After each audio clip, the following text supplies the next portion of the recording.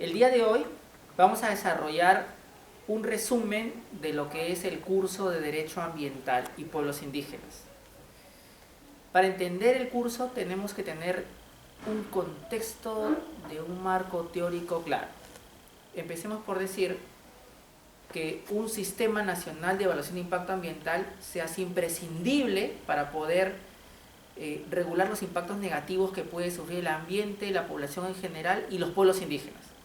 Pero también un sistema de asuntos indígenas que pueda regular asuntos como la consulta previa y además la protección de los derechos colectivos de estos pueblos indígenas de cara a inversiones o actividades económicas que estén en sus territorios. También se hace necesario un sistema nacional de fiscalización ambiental que implique el control de las obligaciones socioambientales derivadas de estudios de impacto ambiental o de políticas públicas o de otros instrumentos de gestión ambiental. A ello tiene que sumarse necesariamente un sistema nacional de información ambiental que permita conocer el estado del patrimonio natural, el estado de la salud de las personas a propósito de los impactos ambientales y la forma como se mitigan, controlan, eliminan o indemnizan impactos negativos al ambiente y a la población en general. Sin embargo, nada de esto puede funcionar si no tenemos una explicación sobre lo que se entiende por el derecho a un ambiente sano y equilibrado. Y aquí quería preguntarles a ustedes, ¿qué entienden por un derecho a un ambiente sano y equilibrado? Penúltima clase, es evidente, Lisbeth, que tú puedes responder esa pregunta. ¿Qué entiendes por un derecho a un ambiente sano y equilibrado? Bueno, comprendo que es un ambiente en el cual la persona puede desarrollarse normalmente o regularmente, es decir, no tiene interferencias como es la contaminación ambiental, es decir, no hay irrupción de su pleno desarrollo. Muy bien, tenemos que quedarnos con la idea central de qué es el derecho a un ambiente sano y equilibrado. Es el derecho por el cual todos tenemos, Lisbeth, derecho a gozar de un ambiente que permita desarrollar nuestra personalidad. Porque en el fondo la dignidad humana implica tener las condiciones mínimas esenciales para desarrollarnos. Pero como el derecho a un ambiente sano y equilibrado, Diana, no es un derecho individual, sino un derecho colectivo de todos, entonces tiene que ser, como consecuencia, su protección lo más amplia posible para garantizar el desarrollo de la vida humana colectiva, pero también de otras especies, de otras formas de vida. Porque el derecho a un ambiente sano y equilibrado no solamente comprende el derecho del ser humano a vivir dignamente, sino también el permitir que otras formas de vida puedan seguir desarrollándose. De esta forma, dejamos atrás un concepto antropocéntrico del derecho a un ambiente sano y equilibrado. Desde luego, Karina, que el derecho a un ambiente sano y equilibrado ha señalado el Tribunal Constitucional también implica otras dimensiones. ¿Qué otras dimensiones? Que por ejemplo en un ambiente como un centro comercial, un discapacitado pueda transitar con su perro lazarillo sin que nadie lo interrumpa, sin que nadie lo moleste. El Tribunal Constitucional también ha entendido que este derecho a tener las condiciones del ambiente social, ambiental, que permitan el desarrollo de la persona del discapacitado también se comprenden dentro del derecho a un ambiente sano y equilibrado. Ojo con ese concepto, que en realidad es un concepto que normalmente no está en un texto de derecho ambiental, pero que podemos, a renglón seguido, añadir algo adicional. También implicaría el derecho de los pueblos indígenas a conservar su identidad étnica y cultural, porque al afectar al ambiente podría afectar patrones sociales y culturales y su relación que puede existir entre su recurso natural, la tierra, el agua y su geografía.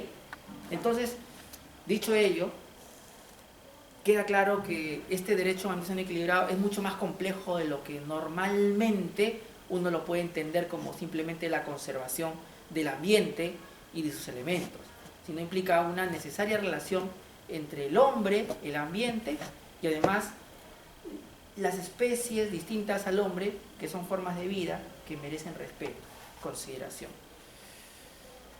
Ya ubicándonos en el plano antropocéntrico del derecho a un ambiente equilibrado, tendríamos que señalar que este sería un derecho colectivo. Si bien es cierto Lisbeth, si bien es cierto Diana, podemos tener legitimidad para obrar, para poder accionar judicialmente y reclamar mi derecho a ese ambiente equilibrado, esa legitimidad procesal no debe ser perder de vista que estás reclamando no por ti, Lisbeth, no por ti, Karim, no por ti, Ana, sino por toda la sociedad. Por eso es que en alguna jurisprudencia muy conocida del Tribunal Constitucional, el caso del relleno sanitario de la cucaracha, señaló que la asociación que estaba impugnando una serie de actos que afectaban el ambiente a propósito de este, digámoslo en términos sencillos, basural en Ventanilla, no podía desistirse, porque ellos no tenían legitimidad para desistirse, solo la tenían legitimidad para obrar y activar el proceso, porque no eran los titulares del derecho colectivo, eran simplemente instrumentos a través del cual la sociedad se defendía de agresiones al ambiente. Finalmente, para cerrar este concepto de derecho a un ambiente equilibrado, habría que decir, Diana, que el derecho a un ambiente equilibrado comprende a su vez otro racimo de derechos interrelacionados. Por ejemplo, el derecho al acceso al agua, el derecho a la tierra, el derecho a probablemente tener una relación espiritual con mi territorio, el derecho a la reparación, el derecho a la identidad cultural, y así podríamos enumerar una serie de derechos que están conexos. Sin embargo, desde un punto de vista más citadino, podríamos también comprender el derecho a la calidad de vida, el derecho al silencio. Si acá hubiera ruido porque hay aviones sobrevolando el auditorio, ese derecho sería mucho más patente. El derecho a la propiedad, porque el ruido afectaría el valor del predio por donde circula el avión y por lo tanto sería un precio menor al que tendría la casa de Lisbeth, donde no pasan aviones, donde no sobrevuelan aviones. Entonces, sin duda, el derecho a un ambiente equilibrado se relaciona con otros derechos, fundamentalmente uno que tú conoces bien, Karina, que es el de salud. Si hay un ambiente degradado, contaminado, la salud individual y la salud colectiva se va a afectar. Pero también se va a afectar tu propiedad. Los animales que tenías van a morir contaminados porque el agua del río estaba con un relave minero. Pero también podrías enfermarte tú. Y tu propiedad también se degradaría. Y la calidad de vida de todos, sin duda, se afectaría. Y en simultáneo, tu derecho al agua se afectaría. Tu derecho a la alimentación, si fueras indígena, se afectaría porque el pez que está viviendo en el río está contaminado. Tu derecho a curarte con medicina tradicional se afectaría ya que contaminé el ambiente. Mi derecho a la relación espiritual con el territorio se afectaría. Entonces, el derecho a un ambiente sano y equilibrado, dependiendo si eres parte de la sociedad en general, dependiendo si eres parte de un pueblo indígena o dependiendo de dónde te encuentres, se verá afectado de diferente forma y se definirá mucho más estrictamente de acuerdo a la población. Ya lo hemos dicho en alguna ocasión. Si les preguntas a los chalacos qué comprende su derecho a un ambiente equilibrado, probablemente te dirán derecho a no ser contaminado por plomo, derecho al silencio porque me molestan el sobrevuelo de aviones. Si te fueras al Chimbote, te dirían el derecho a no tener olores desagradables producto de las harineras de pescado. No sé si ustedes han ido por su bus cuando se van a Piura, a Trujillo, y hay un olor muy desagradable. Para ellos, el derecho a un ambiente equilibrado comprendería pues el derecho a no ser perturbados por olores sumamente desagradables. Y entonces, uno, Diana, encuentra que el derecho a una administración equilibrada se va redefiniendo de acuerdo a la sociedad y a la población que se ve afectada. Y el derecho a una administración equilibrada debería definirse, mi estimada Yasmín, conforme uno encuentre una sociedad que reclame un determinado posicionamiento y se adecue ese derecho a su realidad. En fondo, es un catálogo abierto de posibilidades que puede dar lugar a que ahora sí entramos mi Sistema Nacional de Impacto Ambiental, esto que normalmente se traduce en la elaboración de un estudio de impacto ambiental para que la actividad extractiva impacte lo menos posible en la vida de las personas, en el ambiente y en la fauna y flora. Sin duda se diseña a partir de entender bien qué es el derecho a una administración equilibrada. Si yo no entiendo que el derecho a una administración equilibrada se entiende también por el respeto a la comunidad local, al pueblo indígena, sino solamente al ambiente, y al ambiente no tomo en cuenta que entre el ambiente está esta población, entonces va a ser un estudio de impacto ambiental deficientemente elaborado. Entonces tendría que, para elaborar mi instrumento de gestión ambiental, proyectar los posibles impactos que genera, Yasmín, esa actividad, y redefinir el derecho a una administración equilibrada a partir de los impactos negativos que tiene esta comunidad, y a partir de ello preguntarles cómo se vería afectada su vida y qué medidas creen que podrían tomarse para que ese impacto sea minimizado, compensado, y de no ser posible eliminarse, indemnizado. Esa es la dinámica de un instrumento de gestión ambiental. No se trata de primero hago el estudio de impacto ambiental y luego pregunto cómo se afectaría el ambiente, sino habría que empezar por allí, preguntando cómo es que conceptualiza esa comunidad su derecho a una administración equilibrada y cómo cree que se vería impactado, y cómo hacer para que el estudio de impacto ambiental refleje plenamente las necesidades de la población. Ejemplo, si soy un pueblo indígena amazónico, uno de esos 16 pueblos que van a ser afectados por la hidrovía amazónica, me interesa saber si los dragados que van a hacer en el río van a impactar la pesca, van a impactar mi forma de vida con el río, van a impactar mi forma de desplazarme. Si yo no puedo atender las necesidades de esta comunidad, de escuchar, no se va a afectar tu pesca, no se va a afectar tu forma de vida, no vas a pagar peaje, tú vas a pasar gratuitamente, no te voy a cobrar un peaje porque la hidrovía amazónica implica el hacer que un canal imaginario que se establece en el río esté limpio de todo tipo de palos, de madera, de rocas que podían entorpecer el tránsito de buques, de embarcaciones, y entonces cuando llegas a determinado punto te van a cobrar un peaje porque alguien tiene que limpiar ese canal, que no es todo el río, sino es una parte del río. Y entonces, si yo como indígena transito por ahí también me vas a cobrar, pero si yo vivo ancestralmente acá, ¿por qué me vas a cobrar? Quédate tranquila, Lisbeth, porque no te voy a cobrar. Esas son las respuestas que uno escucharía de la autoridad de transporte y comunicaciones cuando le preguntan al respecto. Pero ¿qué pasaría si ese dragado, esta remoción del río que se hace para limpiarlo y que no haya ningún tipo de basura para que pueda circular la embarcación, impacta negativamente en la pesca? ¿Habría forma de compensarlo? ¿Habría forma de indemnizarlo? El instrumento de gestión ambiental debería responder. Y aquí entramos a otro tema tan gravitante como el anterior. El procedimiento de consulta previa en el Perú solamente se ha dado a nivel de hidrocarburos y de el tema de transporte público en el caso de la hidrovía amazónica a gran escala.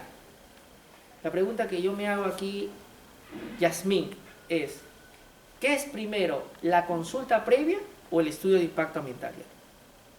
¿Qué es primero? Karina, ¿qué es primero? Debería ser la consulta previa. Y la respuesta es clara, Lisbeth. Desde luego que claro que sí, Diana. Si se llama consulta previa, quiere decir que es antes de la medida administrativa que va a impactar en el pueblo indígena. Se supone que debería ser antes de aprobar el estudio de impacto ambiental. Y aquí la pregunta, Diana, sería: ¿y cómo se desenvolvería la consulta previa en un proyecto de inversión. Tenemos claro que de acuerdo a la ley del Sistema Nacional de Evaluación de Impacto Ambiental, y tú lo sabes que trabajas en el Ministerio del Ambiente, Diana, antes que inicies un proyecto de inversión, debes tener una certificación ambiental. Llámalo declaración de impacto ambiental, llámalo estudio de impacto ambiental semi-detallado, llámalo estudio de impacto ambiental detallado. O sea, la ley del Sistema Nacional de Evaluación de Impacto Ambiental en sus artículos 3 y 4 regula que sin certificación ambiental no puedes operar. Entonces ya sé cuándo debo generar ese instrumento para que hayan impactos mínimos o se eliminen esos impactos, y si no se pueden, se compensen, y si no, me indemnizas. Lisbeth, el asunto aquí más complicado es el siguiente. En la consulta previa no está claro cuándo se hace la consulta en un proyecto de inversión. Y su compañera Jasmine nos va a acompañar aquí, aquí por favor, adelante. Siéntate acá, por favor. Vamos a consultarle a ella. Si conoce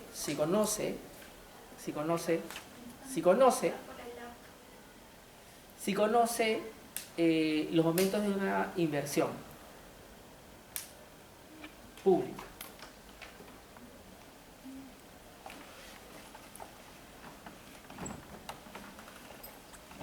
Bueno, bien, tenemos que decir acá lo siguiente. Nunca se olvide el ciclo de una inversión pública. Cualquiera que sea, y tú ya no lo sabes ya que estás viendo muchos proyectos de inversión. La primera etapa es la etapa del estudio de factibilidad. O si quieres un poco más atrás, el estudio de prefactibilidad. El estudio de factibilidad lo que me está ubicando es en el momento inicial. En el momento en que el proyecto está en versión de idea y de posibilidad de tener rentabilidad económica y rentabilidad social. O sea, si yo hago por ejemplo, una hidrovía amazónica con la finalidad de que haya un desplazamiento de embarcaciones de una manera más segura y en mayor escala, ¿hay una rentabilidad social? Sí, porque se van a desplazar más personas. ¿Hay un impacto ambiental? Lo voy a proyectar en este. ¿Hay un tema de costo económico? Claro, hay una inversión que tiene que hacer el Estado. Pero también tiene que haber una rentabilidad económica para que alguien lo haga. Imaginemos el caso de usted, de Ana, de su parque. El Parque Ecológico Nacional Antonio Raimondi. El Parque Nacional Ecológico Antonio Raimondi, que tiene necesidad de inversiones para poder desarrollar su potencial ecoturístico, su potencial industrial, etc. Y para que sea y reúna de una forma las finalidades para las que se ha creado. Para ese caso, como para el caso de la hidrovía amazónica, como para cualquier otro caso de inversión pública, tienes que tener un estudio de factibilidad que diga cuánto te va a costar, cuánto vas a ganar o cuánto va a ganar el privado, cuáles son las ventajas para las personas, la sociedad, los pueblos indígenas, pero también cuáles son los impactos adversos que puede haber y cómo los vamos a mitigar. Entonces, ese estudio de factibilidad luego me va a dar lugar a que si el gobierno dice va porque hay rentabilidad social, hay rentabilidad económica y hay un privado que está interesado, pasamos a un segundo nivel, que es la etapa del concurso público, de la licitación, de la elaboración del contrato de licitación y de los términos de referencia del estudio de impacto ambiental que todavía no existe. Ese es el segundo momento. Luego se concursa, gana alguien y se firma un contrato y empiezan las operaciones del inversionista para llevar adelante este proyecto de inversión. Y por último, una cuarta etapa que sería esta, bajo la cual, culminado el proyecto de inversión, se cierran, ¿no? Algunos no se cierran, pero imaginemos un caso emblemático como el caso del proyecto de Camisea. El proyecto de Camisea tiene gas para más o menos de 15 a 20 años. Cuando se acabe el gas, va a tener que cerrarse el proyecto, ¿cierto? Va a tener que sanearse el territorio donde se está explotando el gas para que esa infraestructura no sea un pasivo ambiental, un activo que al contrario de generar un aspecto decente al ambiente, sea un motivo de pérdida de valor, de belleza paisajística al lugar, sobre todo cuando ya es innecesario, cuando ya no hay gas, ¿no? Hoy día se hace necesario porque evidentemente son máquinas e infraestructura que está sacando gas, pero cuando ya no haya, sería razonable, Karina, que continúe ahí a vista de todos, cuando ya no tiene ninguna utilidad pública. No. Entonces, dicho esto, ya hemos visto los momentos, el estudio de factibilidad, más atrás el estudio de prefactibilidad si quieres, pero quedemos en el estudio de factibilidad. Luego viene la etapa de la licitación y la elaboración del contrato. Luego viene la etapa de operación, donde se aprueba el estudio de impacto ambiental para poder iniciar operaciones. Y luego viene la etapa de cierre, que puede ser un cierre de una mina, cierre de una actividad petrolera, cierre de una actividad de transporte público, etc. Con eso, la pregunta sería, ya sabemos dónde está el Sistema Nacional de Evaluación de Impacto Ambiental, acá, en el estudio de impacto ambiental, cuando se aprueba. ¿Ya sabemos dónde está la consulta previa? No, porque la ley de consulta previa ni el reglamento me señalan el momento en que debe hacerse. Simplemente dicen, Lisbeth, antes de, pero no me dicen cuándo es ese antes de. Dejan a discreción del sector, que el sector sea quien decida dónde se consulta. Y sin detenerme en que los sectores han tenido discrepancias al respecto, por ejemplo, para el Ministerio de Energía y Minas con IGEMET, el estudio de factibilidad de una actividad minera no se debería consultar, la aprobación del contrato tampoco, o el petitorio, la entrega del petitorio no se debería consultar, el estudio de impacto ambiental tampoco debería consultarse, y finalmente lo que se consulta sería el permiso para operar la mina. Cuando ya aprobaste el estudio de impacto ambiental te vas a dar un permiso de operaciones. O sea, prácticamente cuando ya todo está acabado. De lo más importante, digo. Aquí la dinámica sería la siguiente. Tenemos que ubicarnos que la consulta previa es un proceso dinámico y que tendría que ser garantía de respeto de los derechos de los pueblos indígenas. Y por eso empecé y arranqué diciendo que el derecho a una administración equilibrada implica las condiciones mínimas para el desarrollo de un ser humano, de otras especies, y agregaría de una colectividad y de un pueblo indígena. Y entonces, si esas son las de alguna forma, definiciones que estamos manejando, queda claro que tenemos que asegurar que este ciclo de vida del proyecto de inversión dé garantías de que eso vaya a ocurrir. Y la única forma de asegurarnos eso es, primero, que en el diseño del contrato de la actividad productiva se haga una consulta previa. ¿Por qué? Bueno, el estudio de factibilidad no es forma de consultarlo porque es el estudio preliminar que hace el Estado o un inversionista para saber si algo es lucrativo o no, si algo es rentable socialmente o no. El propio Estado lo hace, o sea, no sería absolutamente innecesario. Pero cuando yo estoy concursando esta concesión para construir algo, para encargar a un tercero, a un privado que haga una actividad extractiva, petróleo, minería o transporte, por ejemplo, electricidad, etcétera, tendría que las condiciones del contrato garantizarme los derechos de la población indígena y además garantizar que se va a respetar el derecho a desempleo. Y ahí te pregunto, mi estimada Ana, ¿cómo? ¿Cómo, Karina? ¿Cómo, Lisbeth? ¿Cómo, Yasmín, que has trabajado en el Ministerio del Ambiente, usted? Su compañera, que he olvidado el nombre. Luz. Luz, usted que parece brillante. Demuéstralo. ¿Cómo?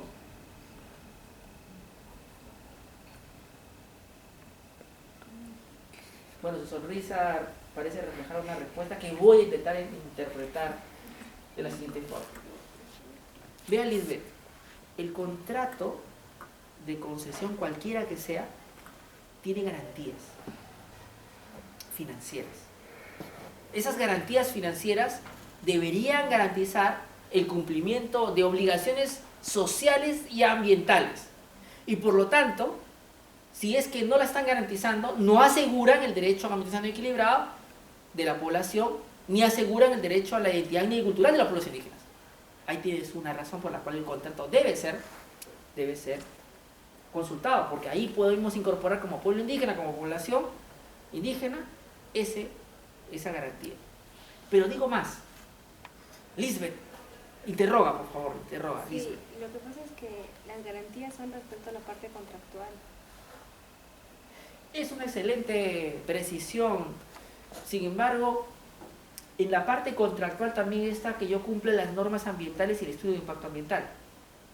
Y además, y allí va el otro punto, puedo incorporar una cláusula especial de que el concesionario está obligado a cumplir los acuerdos de la consulta previa que el Estado ha suscrito con los pueblos indígenas. Y yo le pongo la analogía del contrato a favor de terceros. ¿Se acuerda usted, Luz? Como profesor Bolaños, quizás ha estudiado usted, o Yasmín. Bueno, le explico más o menos para que entienda, porque parece que puede ser que haya olvidado el contrato. Se lo voy a poner un ejemplo trivial y luego lo ponemos en un ejemplo mucho más apropiado. Es el caso de cuando a su compañera Ana, Carlos, nuestro gran delegado, quiere regalarle unas rosas por su cumpleaños. Y paga a la empresa X de rosas y hace un contrato. ¿Pero el beneficiario va a ser él? No, porque las rosas son para usted. Es un contrato donde hay 3 sujetos, ¿no es cierto? Y ese tercer sujeto que usa usted, si vienen unas flores, unas rosas marchitadas, unas rosas de baja calidad, ¿podría reclamar? Claro que sí. Si el osito que le regaló Carlos vino totalmente deteriorado, ¿puede reclamar? Claro. Porque usted es el consumidor directo, ¿no es cierto? Y es el afectado, ¿no es cierto? Luz conoce perfectamente eso, le pasa constantemente. Tiene que devolver las rosas, las flores, para reclamar que no están frescas. O que de repente no llegaron en su cumpleaños, Ana. Carlos pagó para que lleguen en su cumpleaños y llegaron en otra fecha. Entonces, ya tenemos claro que hay contratos donde no necesariamente las partes son las involucradas, sino puede haber un tercero. Y aquí el Estado le dice, oye, tú concesionario, mírame, que lo que yo he firmado con el pueblo indígena, tú debes respetarlo y debes darle cumplimiento. ¿Sería una especie de contrato a favor de tercero? En esa cláusula, sí. Porque asumiría las obligaciones del Estado, pero que no lo benefician al Estado, sino lo benefician al pueblo indígena. ¿Se dan cuenta de la figura, Luz? ¿No es cierto?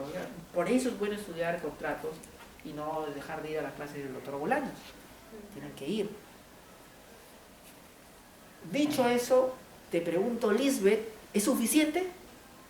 No, porque podríamos incorporar en las cláusulas de resolución del contrato una que diga, si la empresa incumple o desconoce los acuerdos de consulta previa o no cumple sus obligaciones contenidas en el estudio de impacto ambiental, el Estado puede resolver el contrato o puede suspender, ¿no es cierto?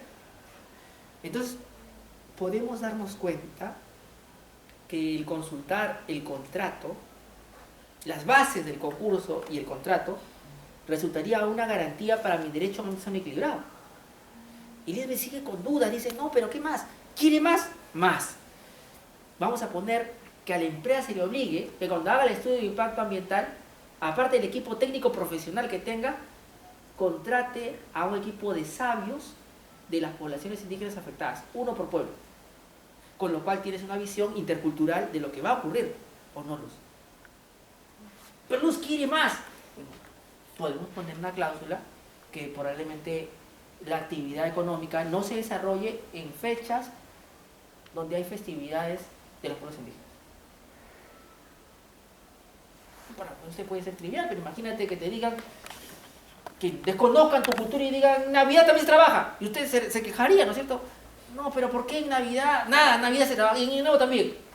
No, pero es feriado, en tu cultura. Estamos en China no es Navidad, ni en Año Nuevo, los años, ¿no es cierto? Ahí usted se da cuenta como, no, sí, respetemos la festividad de los pueblos indígenas. No, que cuando le tocan a usted ya se empieza a pensar un poco diferente. Pero en realidad los pueblos indígenas tienen fechas donde hay, por ejemplo, Mijano, O sea, hay fechas donde no se pesca. ¿Saben lo que se hace? Se recolecta el pez. O sea, yo cierro mis ojos y agarro y pongo mi mano acá y el pez salta a mi mano y yo me lo llevo. Es la recolección de peces, mi estimada Lidia. O sea, es una fecha, una temporada del año en el cual los peces van regresando para desovar, van incluso a veces contra el río, y llegan en tanta cantidad que entre ellos se de alguna forma entorpecen y saltan a la superficie y tú los puedes recolectar. Eso ya no es una pesca, Luz, es una recolección. Vas con tu canasta y ahí llega. Mijano. ¿Qué pasaría si en ese momento se le ocurre hacer un dragado a quien está cuidando el canal de la hidrovía amazónica?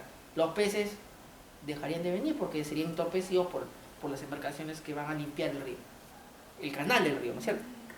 Entonces uno podría poner la cláusula en el contrato de que en época de Mijano no hagas actividades que impliquen que pueda afectarse nuestra pesca.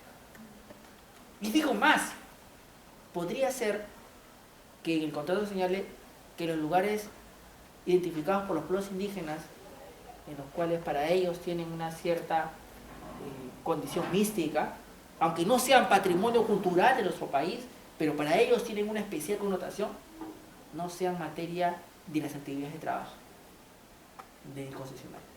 Y así podría poner una tras otra cláusula que proteja su derecho a identidad cultural y también proteja su derecho a organización privada. Entonces resulta ventajoso, mi estimada Lisbeth, que yo consulte la base del concurso, especialmente el contrato, en los componentes de cláusulas ambientales, sociales. Y mi estimada Diana, las laborales también, pues. Las laborales también. ¿A quiénes tienen que contratar, mi estimada Yasmín? ¿A quiénes se tienen que contratar? En principio. Claro, a la población indígena, a los lugareños, a la población local. Eso es algo que podemos ponerlo en el contrato, si es que lo consultan. Desde luego, claro que sí. Pero no nos lo consultan. No podemos hacer. Se podrían poner cosas como, por ejemplo, esta, Diana, sin alusiones personales. Que si se contratan practicantes, estos le reciban su gratis como corresponde, su fiesta patria, conforme ley. Nada que 6 meses y un día, nada de eso, no, nada de fraude laboral, sino que se respete sus derechos laborales conforme ley. No, doctor, ¿cómo vamos a poner eso? Es algo ridículo. Discúlpame, pero ahora las ridiculeces están en todos los ministerios y empresas y no te reconocen tus derechos. Entonces, mejor ponerlo en el contrato, que el concesionario respete. Entonces uno se da cuenta que podemos incorporar en el contrato cosas como esta. Y estas cosas que y estos temas y asuntos que estamos debatiendo se han incorporado en el contrato de la hidrovía amazónica y son una realidad, no es ficción. Yo también te veo caritativa, dubitativa, flaca, ojerosa. ¿Qué ha pasado? Que ha estado consiguiendo el acto. Lo que quiero decirte, Yasmin, aquí es que no basta eso. Luz, no basta eso. Por una consulta a un contrato de aprovechamiento de un recurso natural como hidrocarburos en el lote 192, puedo generar lo que aquí se exponía por Jocelyn, lo recuerdo, un fondo fideicomisario para que se dé una parte de la utilidad de la empresa al pueblo indígena para que pueda hacer labores de vigilancia ambiental ellos mismos y que remedien contaminación ambiental preexistente. Todo eso a luz a propósito de la consulta previa. Entonces, concluyendo, existe una etapa en el ciclo económico que es la de factibilidad, donde se proyecta cómo será la inversión y cómo será el proyecto. Luego existe la otra etapa donde se prepara la licitación y el contrato. Esta etapa es la que estamos diciendo que se consulte, porque ahí se diseñan las reglas de juego de cómo el inversionista contractualmente se portará con el Estado y con los pueblos indígenas y con la sociedad. Si no tengo claras las reglas de juego, entonces el inversionista podrá hacer lo que hoy día hace. El aeropuerto Jorge Chávez y LAP, que no tiene estándares para poder tratar adecuadamente a la población local que se ve afectada por el sobrevuelo de aviones, porque no le pusimos condiciones contractuales fuertes. Dicho eso, ¿bastará eso nada más?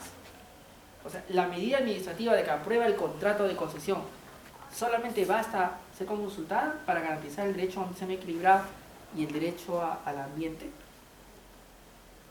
No basta. Hace falta también que el estudio de impacto ambiental, que es otra medida administrativa, que identifica con exactitud cuáles van a ser los impactos negativos a los pueblos indígenas, sea consultado. Y allí ellos harán sus aportes y llegarán a acuerdos para que ese estudio de impacto ambiental tenga las condiciones mínimas para poder servir en su propósito de no impactar negativamente el ambiente sin preparar. Aquí quisiera hacer un resumen. Lisbeth, ¿cuántas son las etapas de la aprobación de un estudio de impacto ambiental? 5. Brillante, Lisbeth, yo sabía que te acordabas. Como Yasmín señala, la primera es la solicitud preliminar de presentación del documento para poder ser evaluado, ¿no es cierto? Solicitud, ¿no? Solicitud para poder ser evaluado mi instrumento de gestión ambiental. Luego viene, como acá lo señala Karina, la clasificación y categorización de parte de la autoridad. Me va a decir si es un día, si es un guía semitallado o un guía detallado. Y luego, Lisbeth, la que tú decías, 3, viene la evaluación del instrumento de gestión ambiental, que se supone que, como ya me han dicho, que es categoría 1, 2 o 3, día, guía semitallado, guía detallado. Yo ya he hecho mi estudio, te lo entrego como autoridad, y tú como autoridad me obligas a hacer participación ciudadana, me obligas, es decir, debes hacerlo. Envías el documento a diferentes entidades para que envíen opinión técnica al respecto, si es que impacta espacios protegidos, si es que impacta el ambiente, si es que impacta a pueblos indígenas, si es que impacta bosques, etc. Y luego, con toda esa información, yo puedo aprobar el instrumento de gestión ambiental mediante una resolución. Eso, en buena parte de los casos que no involucren al sector de energía y minas, que hoy día, como bien lo va a exponer Diana más tarde, son de competencia de lo que es el SENACE, que es un ente que va a ser el único que va a dar certificaciones ambientales globales a partir de este año y el próximo. Pero mientras tanto, todos los sectores, hasta que transfieran esa función de aprobar el estudio de impacto ambiental, tendrían la dinámica de aprobarlo. Sea SENACE o sea el Ministerio de Transporte y Comunicaciones, lo importante para el tema de consulta es ¿y dónde consulto el estudio de impacto ambiental? En la parte donde solicitas, presentas tu solicitud preliminar para que te evalúen y te clasifiquen si eres día detallado, semitallado. Ahí, en la parte que te están evaluando el estudio de impacto ambiental, ahí, o en la etapa en que están resolviendo aprobarme el estudio de impacto ambiental. Adviértase algo importantísimo, Luz. La consulta previa es una actividad que la hace la empresa o el Estado. Lisbeth. El Estado. Por lo tanto, como estas etapas, 1, 2, 3 son de la empresa y solo el cuarto, que es la resolución directoral que aprueba el instrumento de gestión ambiental, es del Estado, lo que será materia de consulta previa será la resolución de aprobación del instrumento de gestión ambiental. No estamos dibujando la figura de consulta previa, porque la empresa no va a hacer la consulta previa. El que lo va a hacer, señores de pueblos indígenas, mi estimada Diana, Apu, queremos consultarle esta resolución directoral que contiene este estudio de impacto ambiental que vamos a aprobar. ¿Ustedes están de acuerdo? Sí, no, ya, vamos a tomar acuerdos, tomamos acuerdos y evidentemente puede aprobarse con la consideración de los acuerdos tomados por usted. Y allí debería, en ese momento, aparte de las obligaciones socioambientales que haya tomado la empresa, sumarse los acuerdos de consulta previa que el Estado ha asumido en esta en esta etapa, sumarlos y decirle, mi estimada Lisbeth, ahí está tu resolución de aprobación de certificación ambiental, pero te viene con YAPA, los acuerdos de consulta previa. Obviamente, si haces un estudio de impacto ambiental adecuado a luz, tú ya sabes que esa YAPA ya venía porque tú has estado haciendo participación ciudadana y ya visualizabas qué cosas te van a pedir, solo que tú no tenías competencia para llegar a acuerdos sin el Estado.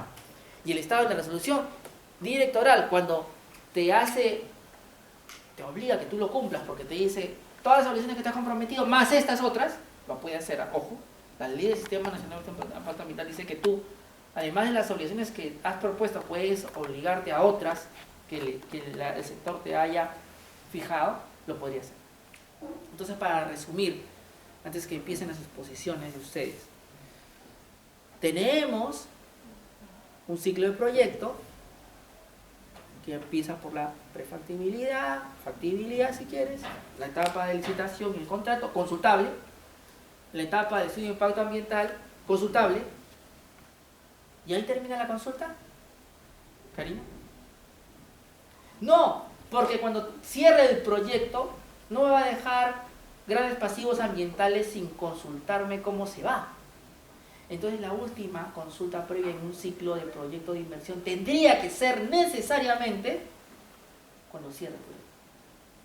Esa es la dinámica de una consulta previa bien aplicada en una dimensión transversal y mucho más allá de un solo acto administrativo. Cada acto administrativo de un proceso de inversión está concatenado. No puedes visualizarlo de manera individual. Mi estimada Karina, Lisbeth, Ana, Luz, Yasmín y Diana, no vean el árbol, vean el bosque. Pregunta. Usted, Karina. ¿Qué hace falta para que eso que usted plantea se haga realidad? Porque se dice que se ha planteado que la consulta previa debe ser, ¿no? En un momento que no se dispone exactamente en qué momento en la ley, ¿no? Pero en sí, ¿qué hace falta para que se haga realidad y la consulta previa sea dinámica, como usted está planteando? Es una gran pregunta la que haces, Karina. Es una gran pregunta. Lo que hace falta, Lisbeth, es fundamentalmente dos cosas. Una utópica, mi estimada Yasmín. Que aprobemos una ley que diga que esos son los pasos. Pero la que yo creo posible, y hoy estamos batallando en esa es. ¿Han escuchado de la teoría del juego? No. Se lo voy a resumir de una forma muy peculiar, mi estimada Luz. Me parece, Luz, que tú eres una de las personas que piensa estratégicamente. ¿Qué significa pensar estratégicamente? Significa que tienes la proyección de adelantarte a la jugada de tu contrario y en base a esa futura jugada accionar.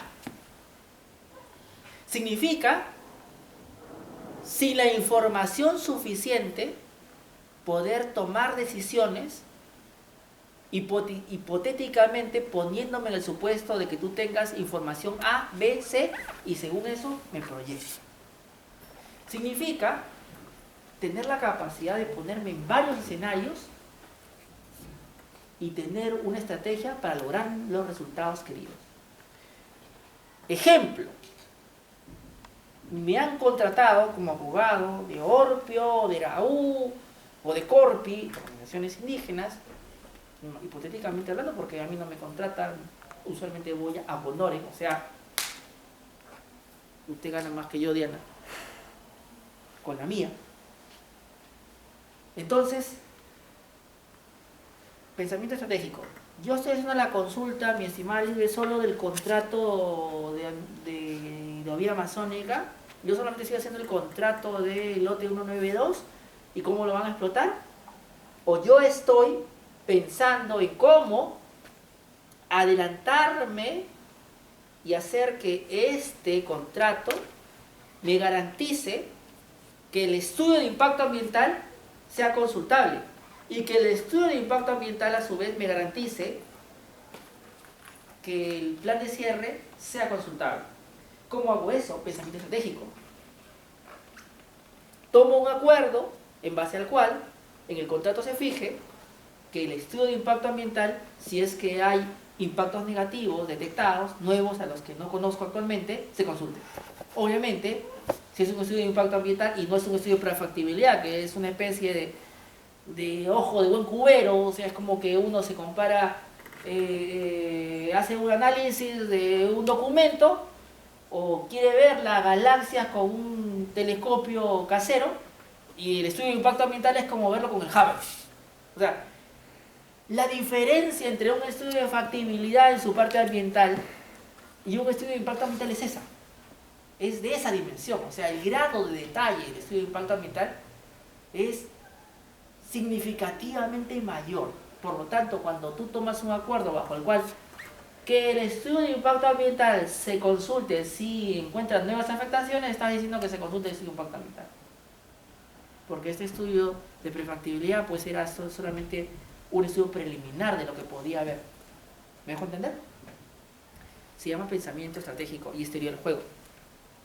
Me proyecto no a lo actual, sino me estoy jugando, proyectándome en que seguramente él a futuro, Karina, me quiere negar mi consulta previa de estudio de impacto ambiental. Entonces, antes que él juegue o haga esa jugada, yo me adelanto y jaque mate. Ya estoy acá. Cuando él quiera cerrarme mi plan de cierre, no te preocupes, ya estoy acá. Se llama pensamiento estratégico y los abogados tenemos que tenerlo.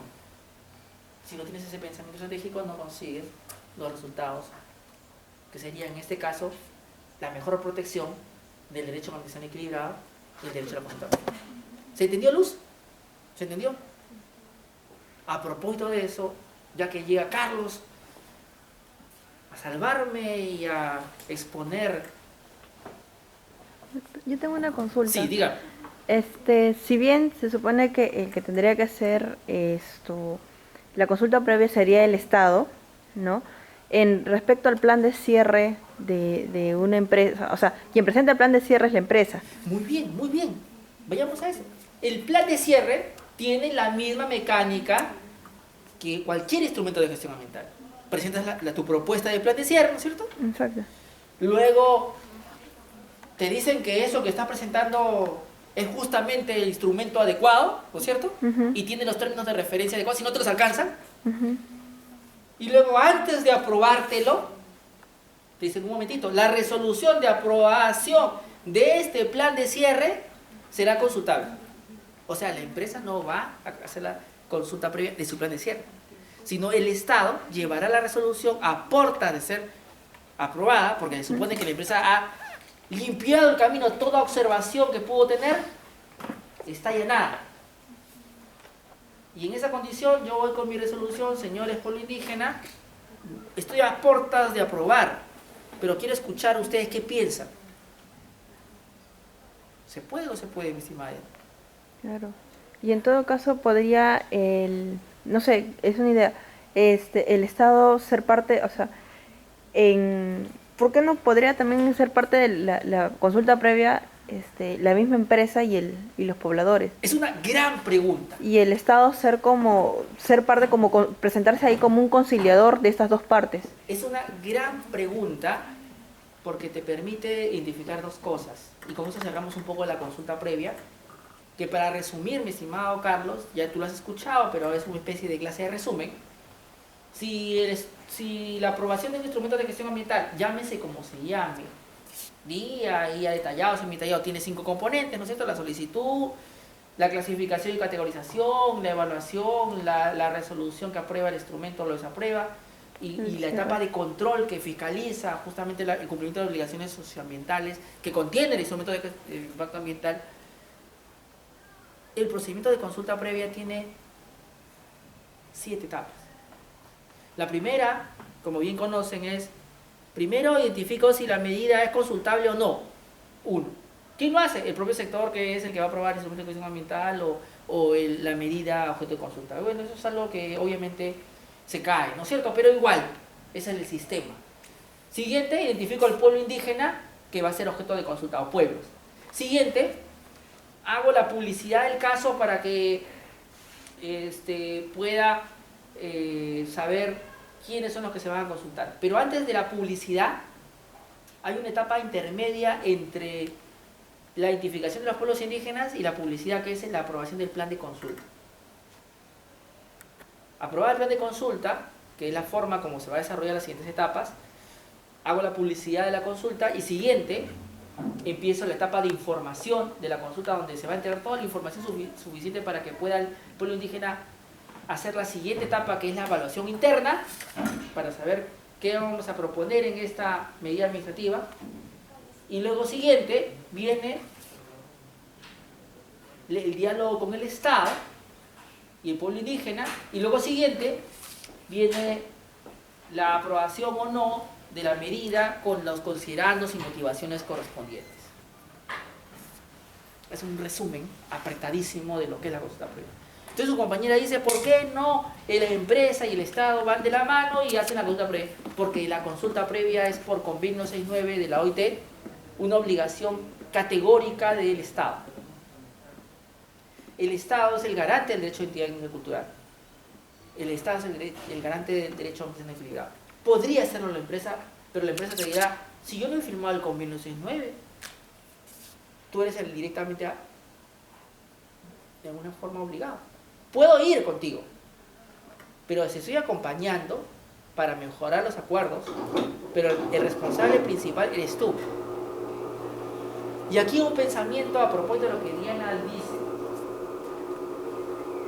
¿Convendría que la empresa esté en el procedimiento de consulta previa? Y la respuesta bien planteada es sí. Nos ahorraríamos un poco de problemas en la implementación de los acuerdos. Pero la respuesta más profunda quizás sea la siguiente. ¿Por qué solamente los pueblos indígenas tienen derecho a consulta previa de instrumentos como los que hemos mencionado? ¿No debería la población local también tener ese mismo derecho? No para proteger su derecho a un derecho a identidad cultural, sino fundamentalmente para garantizar que el instrumento de gestión ambiental esté bien elaborado. En la medida que la participación ciudadana suele ser deficiente. Es una pregunta y a la vez una respuesta que no tenemos resuelta, pero que quizás en 30 años la consulta previa a la población local sea una realidad. Hoy es algo impensable, pero la dinámica de una democracia obliga, Karina, a que esto ocurra, porque es la mejor forma de hacer rendición de cuentas al Estado, al gobierno, propiamente dicho, y conseguir mejores estándares de desempeño de las empresas. Esa es la razón por la cual convendría. Doctor, ¿y habría la posibilidad de que el Estado haga el estudio del impacto ambiental? La pregunta sería, ¿por qué debería hacerlo el Estado? ¿O cuándo debería ser el Estado? Si el Estado es el que está haciendo la inversión, el Estado tendría que ser responsable de hacer el estudio de impacto ambiental. Caso emblemático, el Metropolitano. Entonces, tu ejemplo está ahí.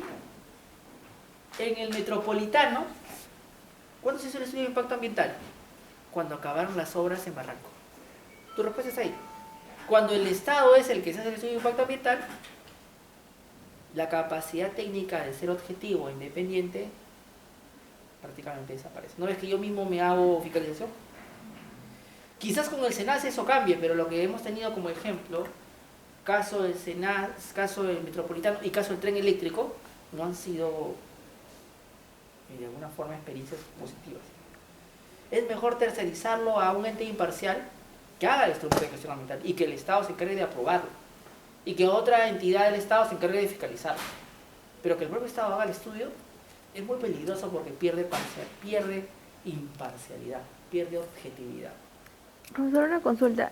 ¿Podría caber la posibilidad que si bien existe una consulta previa para poder iniciarse ya sea un proyecto de inversión pública, ¿no?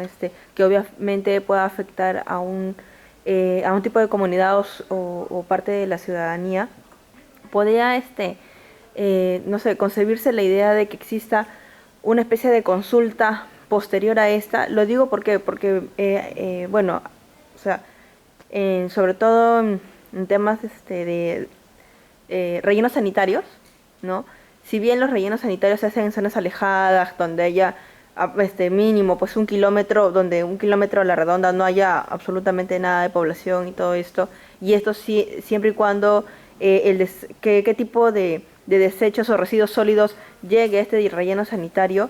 Esto, si bien, o sea, vivimos en una ciudad donde existe la expansión urbana, entonces, si bien muchos estos rellenos sanitarios pueden aparecer previa a una expansión urbana, esta expansión o sea, o esta población que se pueda acomodar aledaño a este relleno sanitario puede solicitar, o sea, que se pueda, no sé, o sea, concebirse la idea de que vaya a una consulta y poder sacar este tipo de proyectos. Entiendo, Diana, que en realidad hay una confusión. La consulta previa hoy en día solo la puede peticionar un pueblo indígena. Y lo que puede pedir una población es participación ciudadana siempre y cuando esté en proceso de aprobarse este momento de gestión ambiental. Si considera que el relleno sanitario se aprobó de una manera irregular, pues tendrá que poner un recurso de nulidad o darse por recién notificado y apelar, pero no tendrá el derecho a la consulta previa. Eventualmente, mi estimada Lisbeth, tendrá la opción de interponer una acción de amparo dentro de los 60 días después de aprobada la resolución, o eventualmente una acción de responsabilidad civil por daños. Pero una consulta previa no parece ser el camino. Para concluir, y ahora sí dejarlos exponer a Carlos, que inicie, que está impecable, la gran conclusión de esta primera parte es la siguiente. Todo el Sistema Nacional de Evaluación de Impacto Ambiental se basa en un concepto del derecho a un desarrollo equilibrado que tenga, de alguna forma, una naturaleza de derecho colectivo, una naturaleza de ofrecer condiciones mínimas indispensables para el desarrollo de la personalidad humana, pero también desarrollo de colectividades, desarrollo de la sociedad y desarrollo de pueblos indígenas, pero también implica el nacimiento de otros derechos conexos, como el derecho al silencio, como el derecho a la reparación, como el derecho a no ser contaminado, como el derecho al acceso al agua, como el derecho al alimento, o como el derecho a medicina tradicional. Sin dejar de lado, mi estimado doctor Robinson, sin dejar de lado el derecho de propiedad, que suele afectarse cuando hay una contaminación al ambiente, o sin dejar de lado el derecho a la salud individual o colectiva, que suele afectarse también. Vamos a quedarnos... otra luz podría ser, estamos muy oscuros, parece una velada romántica. Ah, ok, ya está. Ah, de acuerdo. Empecemos entonces, ahí nos quedamos.